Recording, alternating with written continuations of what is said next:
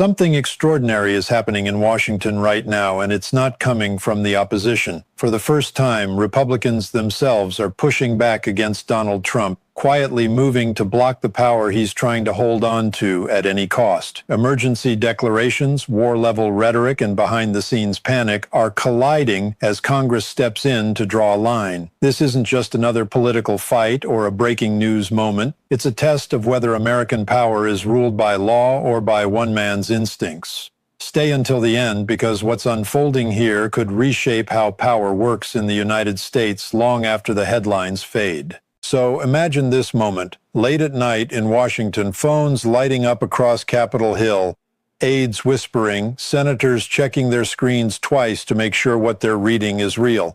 Because the President of the United States is furious, not at Democrats, not at the media, but at his own party. And for the first time in a long time, the rebellion isn't coming from protesters outside the gates. It's coming from inside the walls, and that's where the real danger always begins. Because right now, Republicans are revolting against Donald Trump. And no, this isn't just the usual MAGA infighting or anonymous leaks meant to scare donors. This is something deeper, colder, and far more consequential, because it cuts directly into the one thing Trump believes he cannot live without: unchecked power. And the reason this revolt matters is not just that some supporters feel betrayed over broken promises, whether it's the vow of no new wars or the soaring cost of living or the lingering unanswered questions surrounding long-promised disclosures that never seem to arrive. It's that Republican lawmakers themselves are beginning to openly move against the very authority Trump is desperate to cling to. And when that happens, when the guardrails inside the system start to activate, presidents don't respond calmly. They escalate, they dramatize, they declare emergencies. And that's exactly what we're watching unfold right now. A presidency leaning hard into spectacle and crisis language to protect itself from internal collapse. Because at the heart of this entire revolt is a simple but terrifying reality that even seasoned Washington veterans are struggling to process out loud. The President of the United States has been publicly entertaining the idea of using military force in ways that could drag America into conflict, not with some distant adversary, but with its own allies. And when Senator Chris Murphy laid this out in blunt terms, it landed like a shockwave, because once you strip away the bluster and the branding, what you're left with is a scenario that sounds absurd until you remember we've stopped being allowed to dismiss these statements as jokes, because Greenland is not a blank space on a real estate map. It is part of Denmark. Denmark is a NATO ally, and NATO's core principle is collective defense, meaning that any military action against that territory isn't just symbolic, it's a legal and strategic nightmare that theoretically places the United States in direct conflict with Europe. And the fact that lawmakers are now having to seriously explain this to the public is itself a sign of how unmoored the conversation has become, because no one in America voted for a presidency that risks a shooting war with allies over land acquisition rhetoric. And yet here we are, parsing comments, weighing hypotheticals, and watching members of Trump's own party quietly but firmly try to shut the door before it's kicked open. And this is where Trump's worldview becomes critical to understanding the backlash, because he doesn't process geopolitics as alliances or treaties or shared security obligations. He processes it like property, like leverage, like a deal that can be forced if you push hard enough. And that mindset might work in a boardroom, but in global politics, it gets people killed. And Republican senators know this. They understand that once a president frames military action as an option, the machinery starts moving whether Congress likes it or not, which is why the War Powers Act suddenly became the battlefield, not as an abstract constitutional debate, but as an emergency brake. And when that brake was pulled, when Republicans joined Democrats to advance a resolution limiting the president's ability to act unilaterally, Trump didn't respond with negotiation or persuasion. He responded with rage, profanity, and threats, because that's what happens when someone who believes power is personal realizes it's actually conditional. And the reported phone call to Senator Susan Collins wasn't just about one vote. It was about the shock of discovering that loyalty has limits, that even in his own party there are lines that can't be crossed without resistance. And for Trump, that resistance feels existential because his entire second-term strategy hinges on projecting strength, inevitability, and control, and nothing undermines that faster than members of your own party publicly telling you no, especially when the issue at stake is war, authority, and constitutional boundaries. And this is where the narrative accelerates because faced with pushback, Trump doesn't retreat, he reframes, he reaches for the language of emergency, declaring extraordinary measures not just as policy tools, but as political weapons, and the declaration of a national emergency tied to Venezuelan oil assets fits perfectly into this pattern because it allows him to cast himself as the sole protector of national security while portraying dissenting lawmakers as obstacles, even though the underlying reality is far more complicated, involving long timelines, massive corporate interests, uncertain infrastructure, and benefits that would flow primarily to multinational energy companies rather than ordinary Americans. But complexity has never been the point. The point is dominance, distraction, and control of the narrative, because emergencies change the rules. Emergencies centralize authority, and emergencies shift attention away from uncomfortable questions.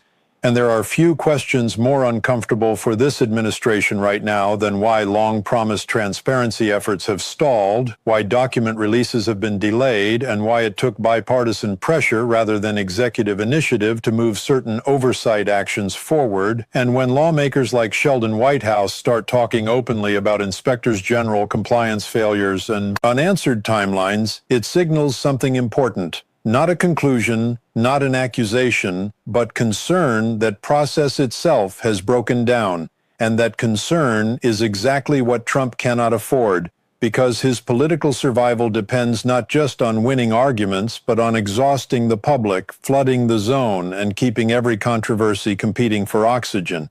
And that's why these threads, Republican revolt, war powers, emergency declarations, and stalled disclosures, aren't separate stories. They're the same story viewed from different angles. A presidency trying to outrun accountability by accelerating chaos, and Republicans who once waved everything through are now calculating the cost of silence, weighing institutional damage against party loyalty, and realizing that if they don't act now, they may not recognize the system later. Because once a president openly suggests he is guided only by his own judgment and not by law, treaties, or precedent, the question stops being partisan and becomes structural, and that's the moment we're in, a moment where behind closed doors, Republicans are asking themselves whether stopping Trump is an act of betrayal or an act of preservation, because history doesn't remember who tweeted the loudest, it remembers who stepped in when the rules were bending past their breaking point, and this revolt, quiet in some places, explosive in others, may be the first real sign that the internal guardrails are finally being tested not by the opposition, but by those who know exactly how dangerous unchecked power can become when it's wrapped in grievance, spectacle, and the language of permanent emergency. And as this internal rebellion deepens, the real story shifts from what Donald Trump is saying publicly to what Republicans are doing privately, because behind the cameras, behind the social media outrage and the carefully worded statements, there is a growing recognition among GOP lawmakers that they are no longer dealing with a conventional presidency, but with a leader who sees every institutional limit as a personal insult. And that realization is changing behavior in ways that would have been unthinkable just a year ago, because when the War Powers Resolution advanced with Republican votes, it wasn't an accident or a momentary lapse in party discipline. It was a calculated move by senators who understand that once the executive branch normalizes unilateral military threats, especially toward allied territory, Congress becomes irrelevant unless it reasserts itself. And that fear is not ideological, it's constitutional, because the War Powers Act exists precisely for moments like this, moments when a president's instincts outrun the system's safeguards, and the fact that Trump reacted with profanity, intimidation, and threats of political destruction only reinforce the concern that his decision-making process is driven less by strategy and more by impulse, grievance, and legacy. Obsession and legacy is a critical word here because Trump's fixation on being remembered, on being seen as dominant, transformative, and historically consequential, has increasingly collided with the reality that his promises have not translated into stability, prosperity, or restraint. And when the myth of no new wars collapses under the weight of military rhetoric, even loyal supporters begin to fracture because wars are not abstractions to voters, they are costs, risks, and consequences, and Republicans up for re-election understand that no amount of branding can sell a conflict with allies as a victory, which is why Trump's turn toward emergency powers feels less like leadership and more like panic, because emergencies allow him to bypass debate, marginalize dissent, and recast opposition as sabotage. And this tactic has a long history, not just in American politics, but globally, where leaders who feel their authority slipping reach for extraordinary measures to freeze the political moment in their favor. And in Trump's case, the Venezuelan oil emergency is a textbook example of how economic assets are framed as security imperatives, even when the practical benefits are distant, uncertain, and largely corporate, because the language of emergency is not about timelines or feasibility. It's about optics, control, and narrative dominance. And while the administration insists this move is about protecting American interests, lawmakers on both sides of the aisle see something else. A strategic distraction designed to shift attention away from congressional oversight, internal party dissent, and growing scrutiny of executive follow-through. And this is where Trump's relationship with his own party becomes increasingly adversarial because he doesn't just want support, he demands submission, and when senators assert independence, he treats it as betrayal rather than governance, publicly threatening their careers while privately depending on their votes for judicial confirmations, legislative priorities, and institutional cover, and that contradiction exposes the fragility of his position because power that relies on fear rather than coalition eventually turns inward. And we're watching that process unfold in real time as Republican senators quietly coordinate, compare notes, and decide when and how to draw lines that were once unthinkable to draw. And this internal calculation is fueled by a broader concern that Trump's rhetoric about law, morality, and authority is no longer symbolic but operational, because when a president suggests he is governed by personal judgment rather than international law or constitutional constraint, it signals a worldview in which rules exist only when convenient. And that worldview terrifies lawmakers who understand that precedent outlives presidencies, because if these norms collapse now, they won't magically reappear later, and this anxiety has turned routine votes into flashpoints, phone calls into confrontations, and policy disagreements into existential tests of institutional survival. And all of this is happening against a backdrop of mounting public confusion and fatigue, where voters struggle to separate spectacle from substance. And that confusion is not accidental, it's strategic, because a crowded information environment benefits those who thrive on chaos. And Trump has always understood that if everything is breaking news, nothing is accountability, which is why the convergence of these stories matters so much, because the war powers fight, the emergency declaration, the Republican revolt, and the stalled disclosures are not isolated controversies. They are interconnected stress fractures in a system being pushed beyond its design.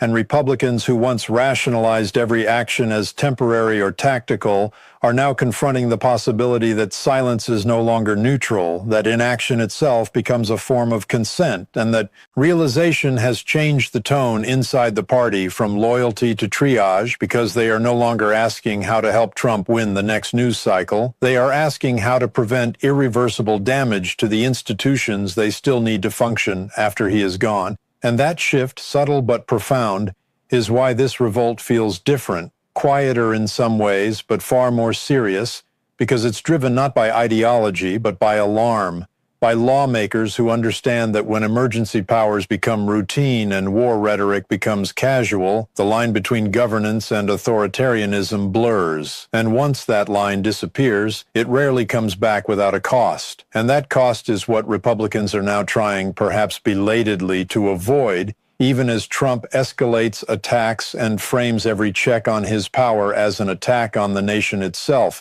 because in his mind, the two are inseparable. And that belief, more than any single policy or controversy, is what has finally pushed members of his own party into open resistance, setting the stage for an internal confrontation that will define not just this presidency, but the future balance of power long after the headlines fade. And while the public argument rages over war powers and emergency declarations, a quieter, more unsettling pressure is building beneath the surface, because every time the administration escalates the language of crisis, it inadvertently shines a light on what it seems most eager to outrun: oversight, documentation, timelines, and the slow, methodical work of accountability. And this is where the story takes a darker, more procedural turn, not into conspiracy or rumor, but into the uncomfortable territory of process failures and unanswered questions, because when lawmakers begin asking why promised disclosures are delayed, why reviews stretch on indefinitely, and why statutory deadlines slip without explanation, they aren't alleging conclusions, they're identifying red flags, and red flags are dangerous not because they prove wrongdoing, but because they invite scrutiny. And scrutiny is the one thing a presidency built on speed, spectacle, and dominance struggles to manage. And that's why the discussion around delayed document releases has become so sensitive, because the administration itself elevated these disclosures into a defining promise, signaling urgency, prioritization, and transparency, only for reality to unfold far more slowly than rhetoric suggested. And when senators like Sheldon Whitehouse begin publicly describing the gap between expectation and execution, emphasizing numbers, timelines, and compliance requirements rather than theories, it reframes the issue entirely, turning it from a political talking point into an administrative credibility test. And that shift matters because credibility is the currency of governance. And once it's questioned, every subsequent explanation faces higher skepticism. And the request for Inspector General review isn't an accusation. It's an admission that something in the process went wrong, whether through mismanagement, delay, or conflicting priorities. And for an administration already battling internal revolt, that kind of inquiry compounds the pressure, because inspectors general operate outside political theater, dealing in memos, records, and chains of decision-making, and their work doesn't disappear with a tweet or a rally.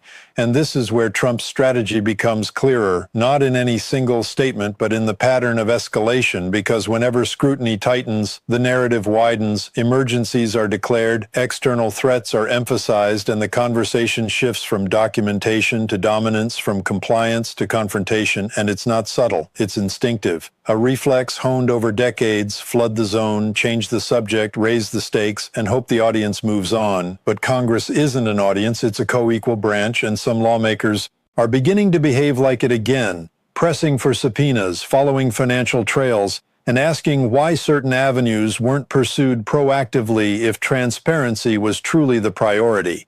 And again, this isn't about proving an outcome, it's about explaining a process, and processes don't have feelings, they have records, and records are stubborn because they don't care how loudly anyone insists on their own version of events. And the deeper this inquiry goes, the more it threatens to collide with Trump's preferred mode of operation, which is personal control over narrative rather than institutional disclosure. And that collision is what he fears, because it limits his ability to redefine reality on demand. And this fear explains why the rhetoric around loyalty has intensified, why dissent is framed as sabotage, and why even bipartisan oversight is portrayed as partisan warfare. Because once you accept neutral review, you accept the possibility of outcomes you can't control. And Trump has always treated control as synonymous with survival. And this brings us back to why Republicans themselves are so uneasy, because they can see the convergence forming: war powers being challenged, emergency powers being scrutinized, disclosure processes being questioned, and internal party unity fraying all at once. And they understand that this isn't just a bad news cycle, it's a systems test.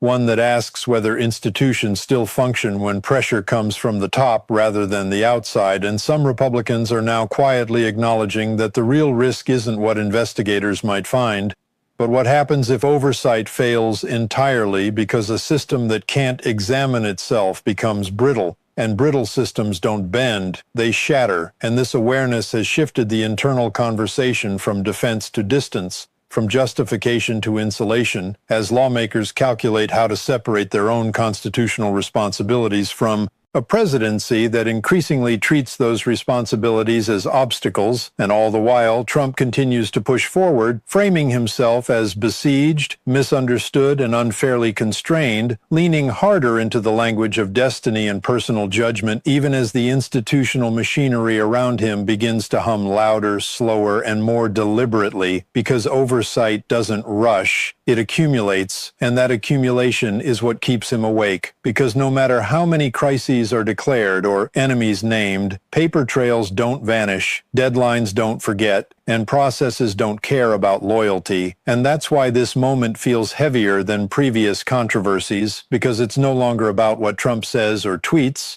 it's about what he can't fully control. And for a leader whose authority has always flowed from dominating the narrative, the quiet persistence of oversight may be the most destabilizing force he's faced yet, setting the stage for a final confrontation not over ideology or elections, but over whether the institutions he governs are still allowed to govern him. And this is where the story ultimately lands, not in a single vote, not in a single phone call, not even in a single emergency declaration, but in a reckoning that Republicans, Democrats, and the public alike can no longer postpone, because what we are watching is not just a clash of personalities or a cycle of outrage. It's a stress test of whether American governance still functions when pressure comes from inside the highest office rather than from outside threats. And the reason this moment feels different, heavier, more consequential is that the resistance is no longer purely partisan. It's institutional, it's procedural, it's driven by lawmakers who may disagree on ideology, but increasingly agree on one uncomfortable truth: that power justified only by personal will, insulated by emergency language, and defended through intimidation eventually,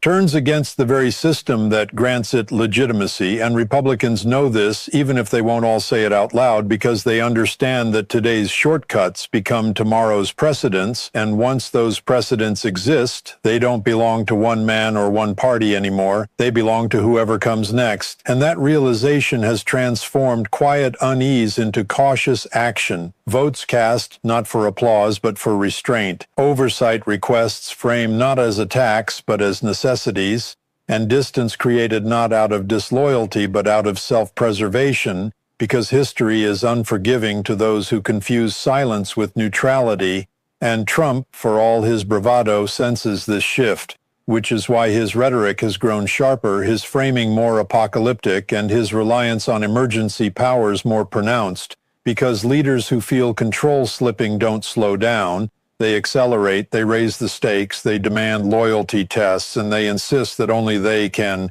protect the nation from collapse, even as their own actions create the instability they warn against. And that paradox is at the center of this presidency's final act. A leader obsessed with legacy but increasingly boxed in by process, a party torn between short-term alignment and long-term survival, and institutions forced to choose whether they will be performative or functional when it matters most. And for the audience watching this unfold, the temptation is to treat it as just another chapter in a long-running political drama, but that would miss the point entirely, because the real question isn't whether Trump wins the next argument or dominates the next news cycle. It's whether the rules that govern power are still stronger than the people who temporarily hold it.